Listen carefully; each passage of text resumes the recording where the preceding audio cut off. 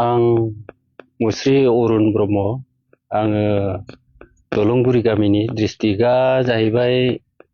Dhemaji post office सिमिनसापुरि आङो जोबोद रांनि आंखाल जानायाव फिसानि बेमारनि थाखाय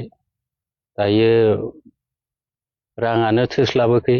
ओंखायनो रां थोस्लाबियाव आइ आफानाव एसे अनसुंथाइ लुबैदों ओंखायनो अनसुंथाइखौ लुबैनानै आं दिनैनि बे रिपर्टारफोरखौ लानानै मानगोनां रिपर्टारफोरखौ लानानै आं दिनै रायजो राजानाव अनसुंथाइ बिहरदों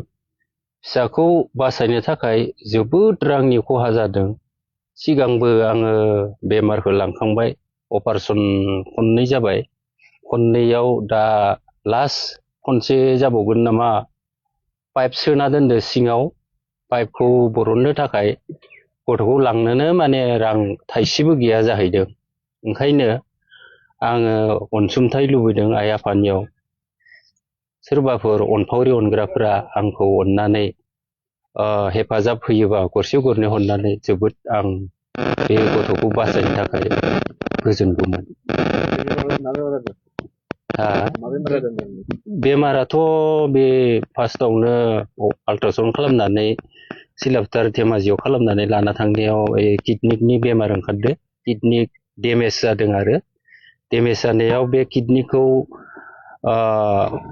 सारमोना डिब्रुगड़ मेडिकेल कलेजनि सारमोना MBBS सारमोना माने माबाबाय दै जमा गाज्रि जादों होननानै गाज्रि दै जादों होननानै माने दैखौबो बरननानै इनिफ्राय पाइप लगायना हरदो पाइपखौ बख'खांनानै आरोबाव अपारेशन खालामनानै आरोबाव फिर दा पाइप सोनानै हरदो दा एसे मोजाङाव फैदो होनदो मोजाङाव बेसेबां फैदो बेखौबो आं मोनथिला डाक्टरफोरनिसो खोथासै बेसेबां गोबाव समनिफ्राय भुगिनानै दं बेयो भुगिनाया आङो अक्ट'बरनि 13 तारिखनिफ्राय 13 तारिखआव जइन जाहैदों ओमफ्राय नै दासिमबो माने दिनै 11 तारिख जाबाय नामा 11 तारिखसिम दा माबायदि कन्डिसनाथ' दा गथ'आ इदिनो गेलेबायना दं आरो बेसेबां सादों ना मादो इखौथ' सायाखैबो होनो माने बेमारखौ गावनि नुनाय हिसाबावथ' मोजां जादों बायदि मोनदो उनाव पाइपखौ बख'नायनि उनावसो बुंनो हासिगोन बेसेबां मोजाङाव फैदो बेयो 7 बोसोर जाबाय फरायगासिनो दं 2 थाखोआव फरायदोंमोन